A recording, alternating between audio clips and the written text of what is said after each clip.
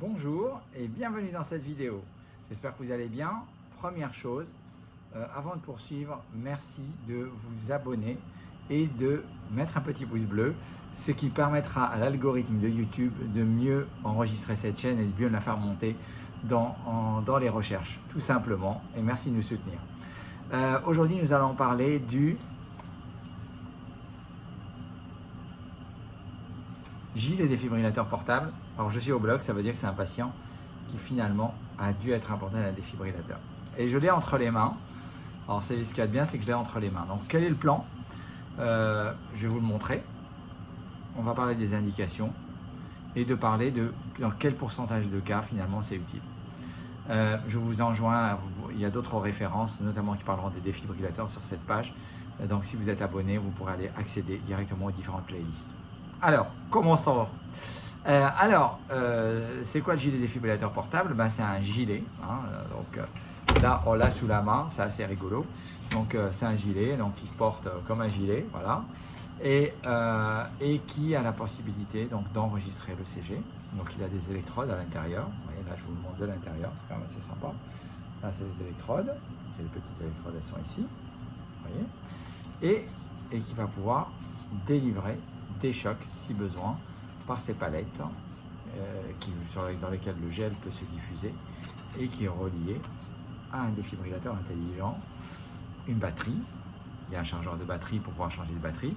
Et l'objectif, bien sûr, c'est que le patient le porte le plus longtemps possible, le plus possible sur les 24 heures et le plus proche possible des 24 heures. C'est ça qui permettra de couvrir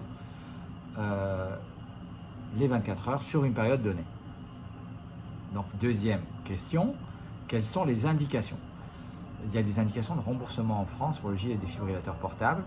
Une indication, c'est les patients qui ont les indications les plus fréquentes dans notre pratique, c'est les patients qui ont une insuffisance cardiaque, qui ont par exemple une cardiopathie ischémique, qui ont été revascularisés, ou un infarctus du myocarde qui a été revascularisé, ou un non-infarctus du myocarde, cardiopathie ischémique, et qui a une fraction d'éjection inférieure à 35%.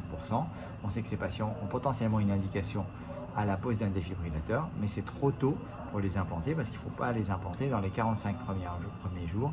Et il faut essayer d'optimiser leur traitement parce qu'en optimisant leur traitement, on évite de leur poser un défibrillateur. Alors on sait que dans 40% des cas, la fraction d'éjection va s'améliorer. Et donc c'est pour ça qu'il y a cette indication de remboursement. Donc c'est mon indication la plus fréquente. Donc on devrait protocoliser nos patients à l'USIC pour que lorsqu'ils sortent du service de cardiologie, ils puissent être planifiés pour un défibrillateur. Ils ne sortent pas sans leur gilet défibrillateur. Et notamment, si lorsqu'ils ont leur gilet défibrillateur, ils sortent avec un rendez-vous d'échographie ou d'IRM à 45 jours. Et s'ils ont la fraction d'éjection basse, on pourra les implanter. On devra les implanter. Et donc ça les sécurisera du fait de les laisser dans la nature ou de les envoyer en réadaptation. Ils seront sécurisés à ce niveau-là. Il y a d'autres indications de remboursement, par exemple des patients qui ont un défibrillateur qu'on a explanté qu'on a explanté pour une infection et que finalement pendant une certaine période on est sous antibiotiques et qui ne sont pas télémétrés à l'hôpital et qui sont en ambulatoire ou en hôpital de jour, en hôpital à domicile, hospitalisation à domicile par exemple. Ou également il y a des patients en attente de transplantation, mais peut-être pas les patients en attente sur du long terme. Il y a des patients qui sont en attente sur le long terme, souvent ils sont implantés de vrais défibrillateurs. Et les patients qui sont en attente sur du court terme, ça peut valoir le coup de leur proposer un gilet défibrillateur. Alors, en gros, quelle est la probabilité d'événement, celui-là finalement qui se déclenche, et d'autre part, est-ce qu'il y a une efficacité, et d'autre part, finalement, est-ce que dans ma pratique, quel est le pourcentage de ces patients à qui on met un gilet défibrillateur qu'on implante. Lorsqu'on regarde les études qui sont intéressées au gilet défibrillateur, le problème de ces études-là, c'est que parfois, le temps de port de la veste n'était pas optimal. Donc en fait, l'étude finalement peut ne pas démontrer une efficacité significative si tout simplement le gilet n'est pas porté. Et lorsque les analyses sont faites en pair protocole, c'est-à-dire on regarde vraiment ceux qui le portent, ceux qui le portent, il y a un bénéfice à le porter en termes détecter les événements et éventuellement de les traiter. Alors il faut savoir que lorsque le patient fait une tachycardie ventriculaire, il peut inhiber son choc si par exemple il est conscient. Vous savez très bien que si le patient fait une tachycardie ventriculaire, ce n'est pas obligatoire qu'il ait une syncope, une perte de connaissance, un arrêt cardiaque. Parfois on sent un malaise, on ne se sent pas bien. Et pour autant, ça ne justifiera pas pour autant de se prendre un choc violent. Donc dans ce cas-là, il peut inhiber le choc parce que la veste va sonner et donc le patient peut inhiber. Ce qu'on dit d'ailleurs au patient, c'est que s'il est amené à inhiber les chocs 2 fois, c'est-à-dire que dans ce cas-là, c'est peut-être pas des parasites qui sont détectés par la veste, il faut appeler le SAMU et le SAMU va venir et l'amener à l'hôpital. Et donc bien sûr, on s'adresse à un taux d'événements très faible, mais qui du point de vue médico-légal sont importants à prévenir. Donc oui, c'est remboursé, ça a une indication, et donc c'est quand même, si le patient n'a pas de gilet défibrillateur et qu'il fait une mort subite, c'est un petit peu embêtant. Donc là aujourd'hui, le patient du jour a son gilet défibrillateur, il garde une dysfonction ventriculaire gauche, il a une cardiopathie ischémique, fraction d'éjection altérée, il a été revascularisé sur 2 artères, et malgré cela, il garde une dysfonction ventriculaire gauche, et de manière logique, on va lui mettre un défibrillateur.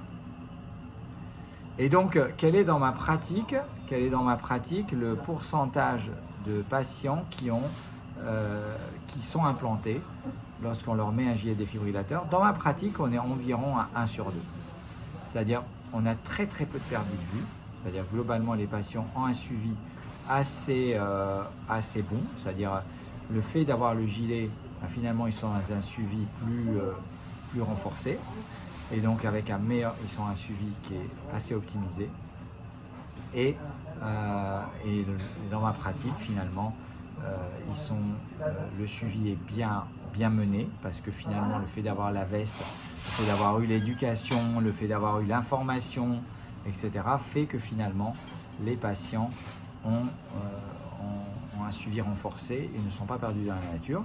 Et 1 sur 2 va améliorer sa fraction d'éjection et ne va pas nécessiter la pose d'un défibrillateur. Et donc 1 sur 2 va nécessiter la pose d'un défibrillateur. Donc c'est à la fois une bonne nouvelle parce que ça veut dire qu'on n'aura pas implanté la moitié des patients par excès, et également une bonne nouvelle parce que ça veut dire que les patients qui ont besoin d'un défibrillateur, on ne les aura pas ratés et ils seront également suivis dans cette période. J'espère que cette vidéo vous a intéressé. Comme d'habitude, mettez-nous un petit pouce bleu, ça fera toujours plaisir. Et merci beaucoup et à bientôt.